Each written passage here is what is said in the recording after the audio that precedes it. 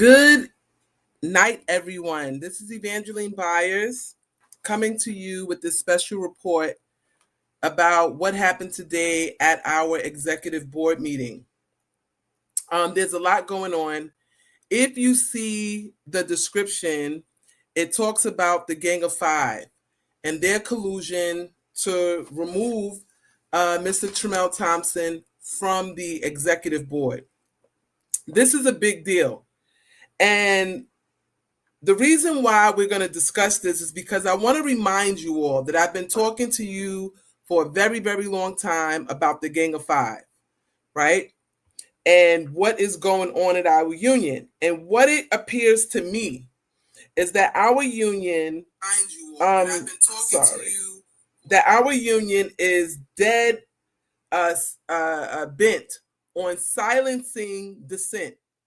As a member of Local 100, you have a right to speak about any type of injustice that goes on. That's your right of freedom of speech. They do not have the right to tell you when you can and cannot speak. And so, as you can see, they've brought Mr. Thompson up on a litany of charges. And I want to get into the Gang of Fives. I really want to explain that. Then we'll get into Jesse Argueta and Trammel. Now, this Gang of Five, I have told you all consistently that the Gang of Five in Local 100 consists of John Samuelson, who is the international president. It's almost going on 15 years that he's been in power and control of Local 100. Tony Atano was who he appointed when he left. Tony Atano then appointed Richie Davis, who after Richie Davis was found in his scandal and his situation, what they went on to do is appoint John Chiarillo, who is now the president. But there are two other people that weigh into this Gang of Five, and that is none other than Arthur Swartz and Dennis Engel, who are the union's lawyers.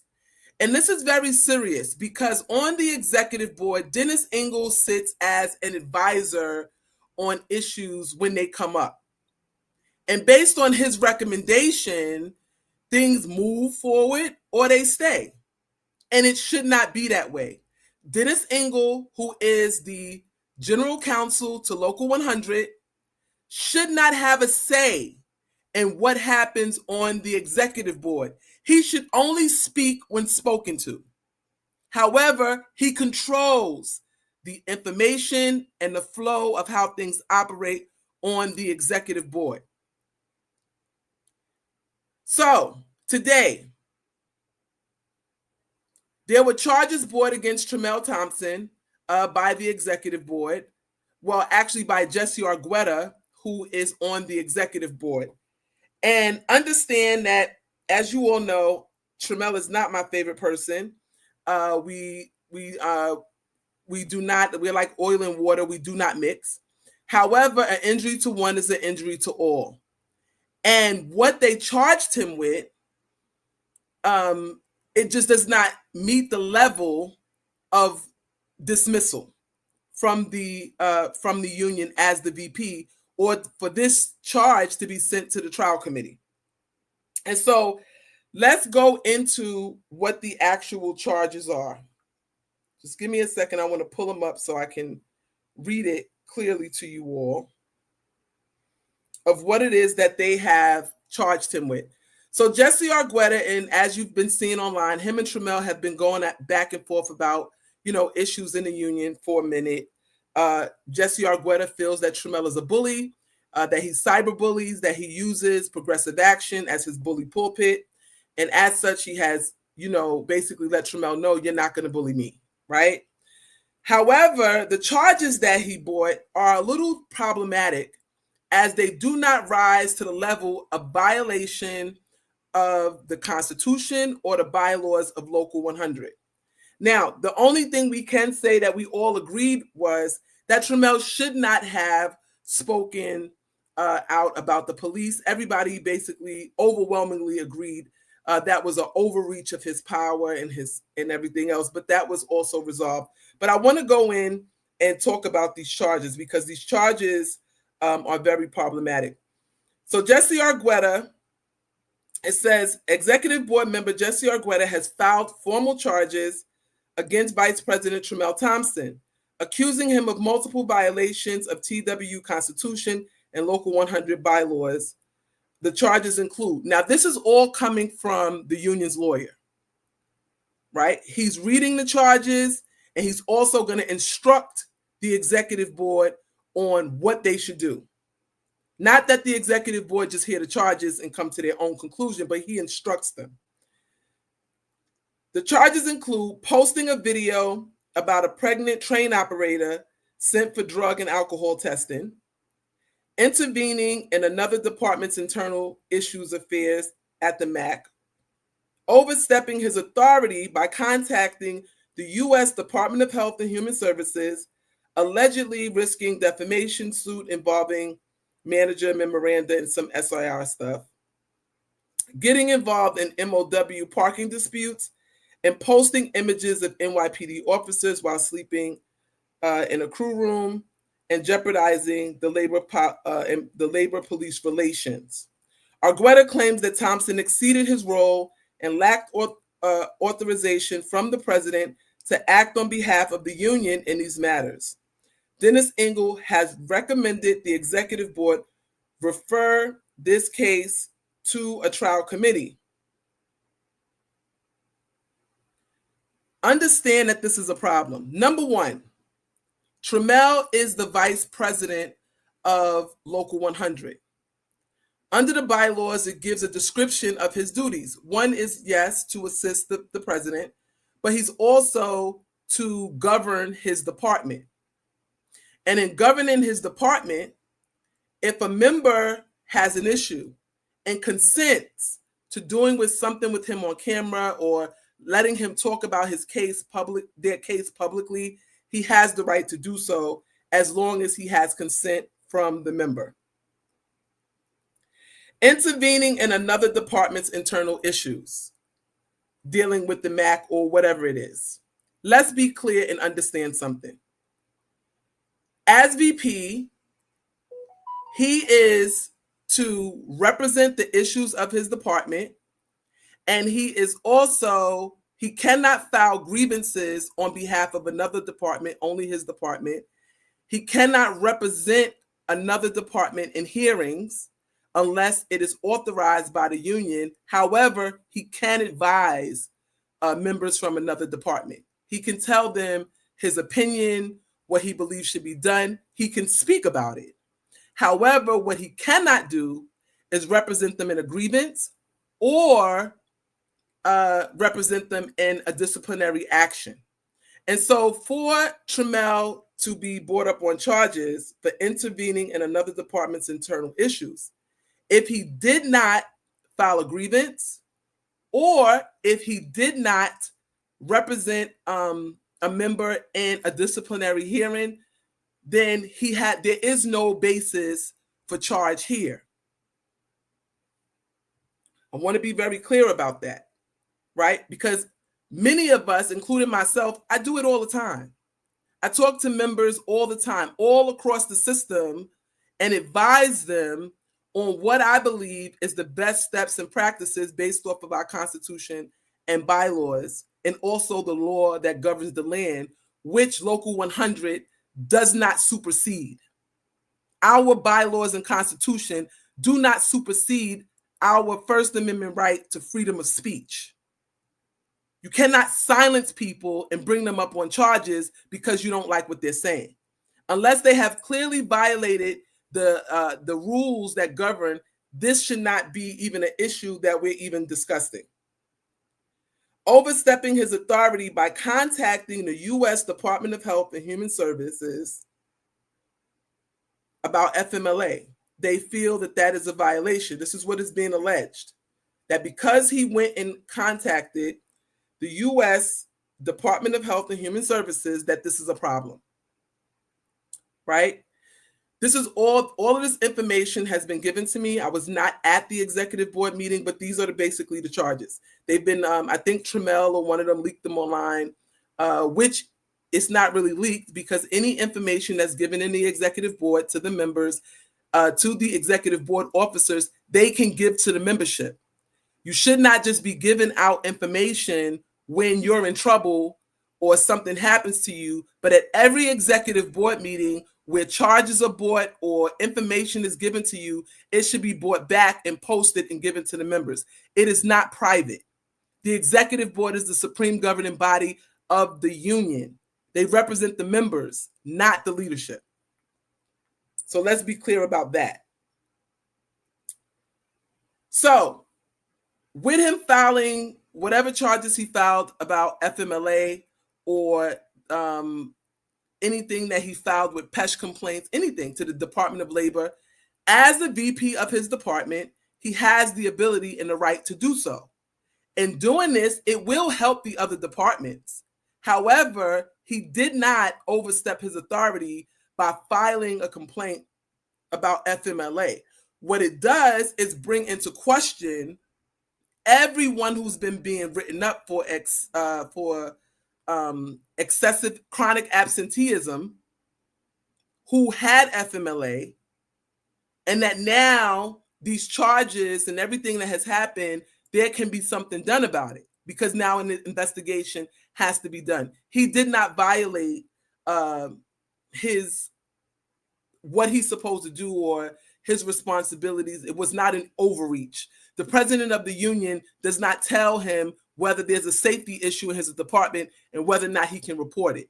If there is a safety issue, if there's unsafe working conditions, if the transit authority is violating the law, he has the right to file charges against them. He does not need permission from the union to do so, from the union's leadership to do so.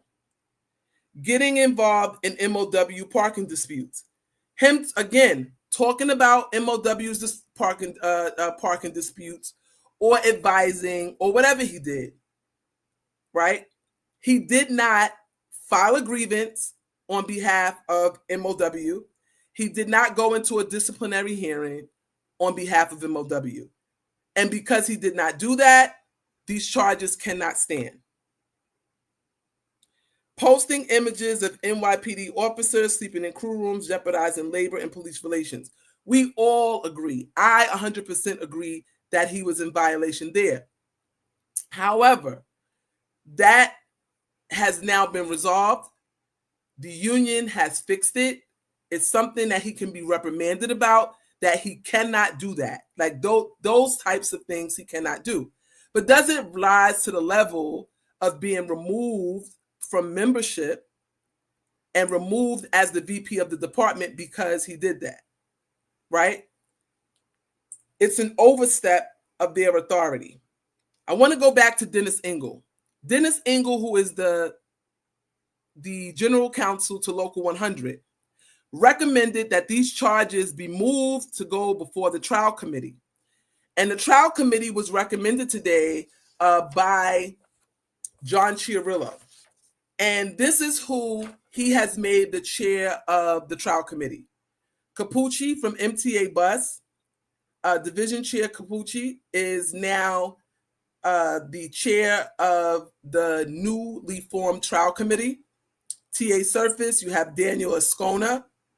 RTO, Navia Luke. MAPSTOA, Harriet Goodridge. MOW, Chris Canty. CED, Gregory Dunachev. In Stations Department, you have Vanessa Jones. These are the people who Trammel will go before and who will ultimately decide whether or not what he has done has risen to the level of a violation of the Constitution and bylaws. And I can emphatically tell you that there's nowhere in the bylaws or the Constitution that says that he cannot represent his department, that he cannot speak out about unsafe conditions, that he cannot file complaints with the U.S. Department of what was it again? The name. that he cannot file with the U.S. Department of Health and Human Services, or PESH, or the DOL. He has the right to do so. These agencies are there to protect us from our employer when they are in violating rules of safety, or we are in some type of trouble. Also, another thing, the fact that Dennis Engel told the executive board, another thing that he told the executive board, is that these charges could only be brought within 60 days of the time that it happened, it occurred. And that's not true. It's 60 days of when it occurred, from the time frame that it occurred, or when the member has become aware. So if you never heard about this before and you find out that something has been, something has been violated, you as a member can bring charges even if it surpasses or exceeds the 60-day time limit. Dennis Engel has basically instructed this over and over, but today he told them that they only had 60 days, right? So that's something that's wrong. And I want us to understand that the executive board is being lied to. This is a very deceptive practice. And the Gang of Five is at work. We cannot forget that we have, I want to bring up their picture because I want you to see who I'm talking about. We cannot forget that this Gang of Five is a real entity, right? That John Chiarillo over here. Well, let me start the way I have it posted. You have Dennis Engel, John Samuelson, Tony Utano, Arthur Swartz, and John Chiarillo. These are the silent hands that are dealing death blows to our union and have been in control and in power now for 15 years. For 15 years. And it's very important that we understand that we are in serious times at Local 100, and that these five gang members, I call them the Gang of Five, Dennis Engel, John Samuelson, the international president, Tony Utano, who is being paid upwards to $171,000, it's alleged, as the consultant to TWU Local 100 now, right? He retires and he gets a big fat check of $171,000 to continue to erode the union even more. You have Arthur Swartz also dealing death blows to the union. And the incompetent John Chiarillo, who now sits as the president of Local 100. Local 100, you have to prepare for us to take these people out. They have to go. They are killing our union. And anytime someone dissents or challenges them, there's a problem. But there's another issue with this. It was Trammel Thompson and Drummond who said that Chiarillo was okay and that they were going to support him for president of Local 100, right? That they were getting behind this. This same Gang of Five that we've all been fighting for years, who Trammel even at one time used to fight and challenge. Now, crickets. We don't hear anything coming from Progressive Action or the president, the VP of RTO, about the Gang of Five. Nothing about the Gang of Five. Matter of fact, Trammel apologized to the Gang of Five and said that he wouldn't say anything else about them, that he would give them a chance. This same Gang of Five that has consistently been slaughtering our union in contract negotiations and grievance and discipline, we are being enamored by this Gang of Five who works hand in hand with our company, which is now a company union, and loves management. These people love management. They give management whatever they want. And so I want us to be very clear about what's going on. And that this is why I always say you have to take a position. Either you are for or you're against. Because your open enemy is always going to be your open enemy. Your open enemy has been very clear about their position in Local 100. They will not strike. Grievance and discipline is not a priority in this union. The training of union reps to take care of their department is not a priority. And now they have colluded with Jesse Argueta, pumped him up, helped him get his charges together, right? Put everything together and brought it forth like this was a power move. When totally violates your right to freedom of speech, and there are no violations here of the bylaws or the international constitution. And they have now lined up their hand-picked new trial committee, handpicked by John Chiarillo, adopted by the executive board today. That Michael Capucci of MTA Bus is now the chair, is now chairing the trial committee. TA Surface, Daniel Ascona, is now one of the members on the trial committee. Navia Luke represents RTO. Daniel Ascona represents TA Surface. Harriet Goodridge represents MAPSTOA. Canty represents MOW. And Gregory Dunashev represents CED. And Stations, Vanessa Jones represents Stations Department. So this is very, very serious. And I hope that all of these people on the trial committee goes and read their constitution and bylaws and understand that under the constitution and bylaws, nothing says that a VP cannot represent their department. Now, if they try to go along with this, Mr. Thompson does have recourse. He can file a perp charge that they're interfering with his right to govern his department. So he does have recourse. He can definitely go file a perp charge about this and what they're doing to try to remove him. And understand, one of the things they said today in the meeting was that these charges came to the recording secretary, which is Shirley Martin, who Shirley Martin then had to take those same charges and give it over to the president of the union, the appointed president, John Chiarillo, right? So he had in his possession and has seen the charges along with Dennis Engel. And so this is something that has been an open discussion and that they all colluded around and helped Jesse get all of this together. I believe, this is my opinion now, I believe that they helped Jesse put this together based on the language here that came from Dennis Engel. And that Dennis Engel said that this should go before a trial committee and recommended it, and they voted on it and it passed. Now, as much as we have our issues with Brother Thompson, I am very fair. And I err on the side of justice, which is an injury to one is an injury to all. When you see them come for one person, that means you are next.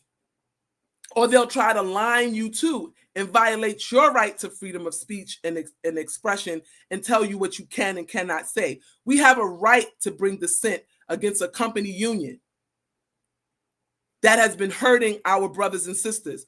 Let's not forget that Andy Valentine, a member of Local 100, who was wrongly terminated in an arbitration, has received no help, no support from this administration.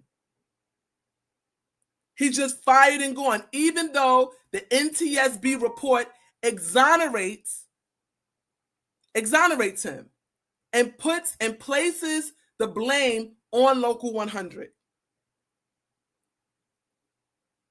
When they heard that the NTSB report would not be accepted in the arbitration, did the union's lawyers say, you know what, then this needs to be board adjourned? If you feel that the investigation has not been concluded? Did they board adjourn it? Did they stop the hearing and say, well, we can't move forward because the chief investigatory entity was the NTSB?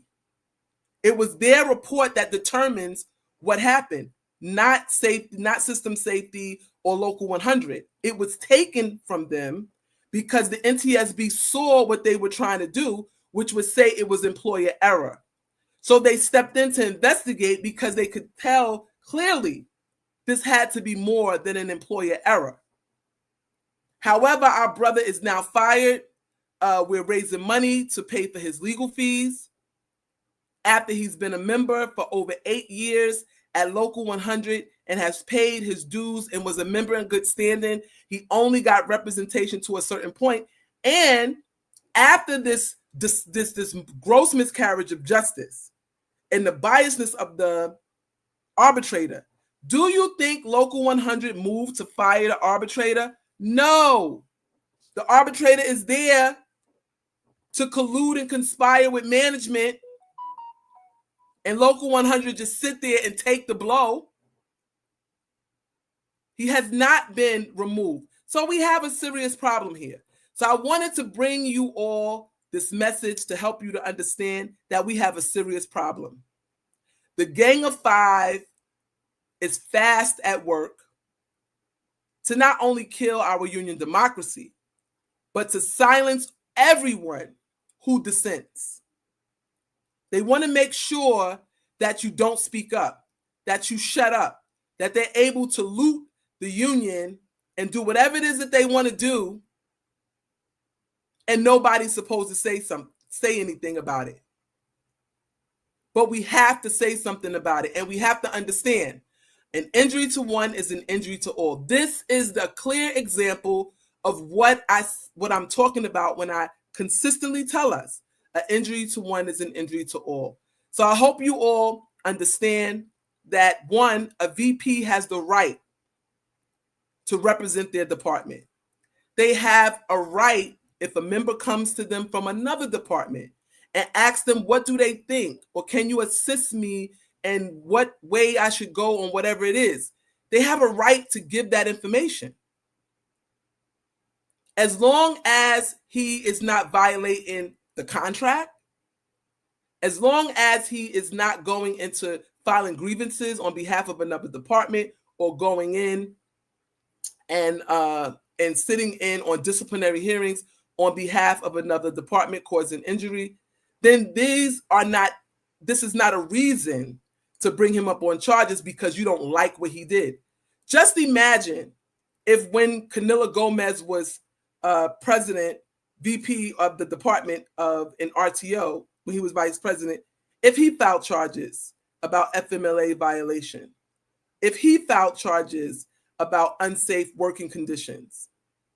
He was the VP when 169th Street had the contamination of E. coli that we brought before you, and he did nothing about it. He filed nothing about it.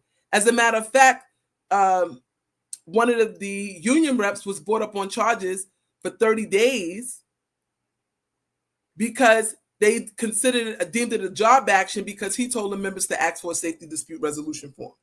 So we are in a fight to have a union, to get back to being a very strong union. And this today shows that we are in serious times. And John Chiarillo is the one that recommended it, right? He want to act like his hands is clean. He's a part of the whole thing. It's not just Dennis Engel. It's not just Dennis Engel. When you play in chess, you got to look at the whole board. Who are the players and who's the king, the queen, and who's your pawns? Right? Jesse's nothing but a pawn. They move them where they want to move them. Right? Oh, you don't got to go back to your tools. You can stay released. Just do our bidding. When we need you to do something, we need you to attack, do it. Right? That's what we're seeing. You don't lose and go back to your tools. Go back to towers and be a tower operator. You're allowed to continue to be released while the union reps who were elected cannot be released. The administration refuses to release them. So again, Trammel Thompson and Chris Drummond play a part in their own situation, because trying to pander to people to get them to like you when you have taken a position that you're going to fight is not going to happen. You have to take a position. Either you're for or you're against. And you hold that line, and you do not apologize and bow and cower to people who we know are corrupt. We need to get back to having a standard and doing what is right by the members only. The members only. The leadership does not tell the membership what to do. The membership tells the leadership what to do. The power of the people will always be greater than the people in power. The power of the people will always be greater than the people in power. As a union rep, you are to serve those who have given you the honor and the distinction to serve them. It is a privilege. And so I want us to understand what we're up against. This is why we still have the petition out and going around about the Gang of Five. They must be stopped. We're heading into international convention. We have to make sure that this administration, this body, this executive board, the delegates of Local 100, get rid of John Samuelson. We all know he is a problem. Don't vote against yourself. You have the power. Local 100 has the most delegates in all of TWU International. The most delegates. We decide who is going to be the international president. Are we going to stop the Gang of Five? Or are we going to have a weak union come back and tell us again that John Samuelson was once again elected international president? This is what we're dealing with. This is what we're dealing with. An injury to one is an injury to all. You cannot silence people. We have protected rights under the Constitution and PERB, which says you cannot interfere in a union rep doing their job because you're not in agreement with them, or there's dissent. Everyone, make sure you're reading your Constitution and bylaws. Go look up the duties and responsibilities of the VP. Look up who is the duly elected grievance committee, who can hear cases and charges. All of the information is right there in your bylaws. It's in your bylaws. So go and look at it. Let me look at some of the comments before we go to see what people are saying. We have Lloyd Archer. They're bringing him up on charges for doing what a union is supposed to do. Can't believe I'm saying this, though. Right is right and wrong is wrong. I respect for your growth even more. Thompson and his team has stabbed you in the back and helped hurt your slate running for president for TWU. Someone has to do the job. For too long, the job has been put aside. So these are some of the comments that were posted today while we were having this discussion.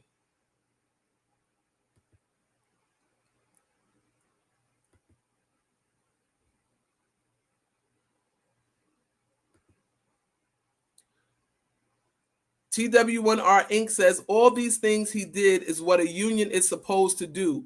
I can't believe I said that, but it is what it is. So it's very important for us to see and understand that people get it, right? People get it. You cannot bring a member up on charges or a VP up on charges to remove them because you don't like them. Your like has nothing to do with their ability or their authority to execute the office that they're in.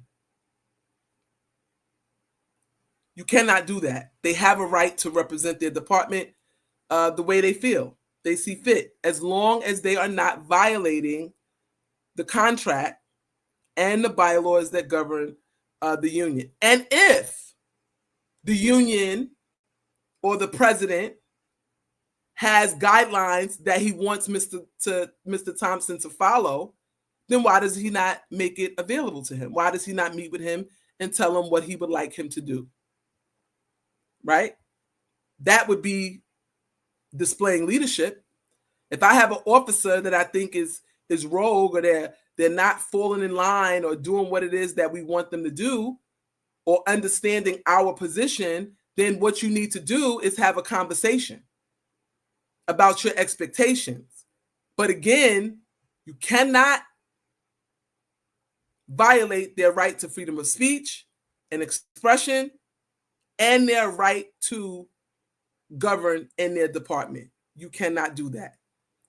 That would be a travesty. Then that means all the members in the department that say something that they don't like about the administration would be put out, right? So everyone, thank you for your time. Please share the video. Please subscribe to the YouTube channel so that when we bring you stories and content like this to discuss what is happening in our union, you can be notified. You will be notified. So if you like, subscribe, hit the notification bell, you will be notified whenever we go live to talk about these issues. Also, please, we are still helping Andy Valentine. We need you all to donate to the GoFundMe so that we can pay the lawyer and we can get this case on the road and get our brother back to work, because he should have never been fired. He was wrongfully terminated when he was exonerated by the National Transportation Safety Board, who deemed that communication failure and the tower sending a train out at the same time a disabled train was en route to move, that was the factor that caused the collision and not the train crew. And that report, the NTSB report, is public record and knowledge, and it is out as exhibits. So everything that is there is finalized and has been put out by the NTSB. And so the arbitrator should have weighed that information into taking that report into evidence before handing down a decision against our brother. So everyone have a good day. In the ticker, there is the link to, let me see.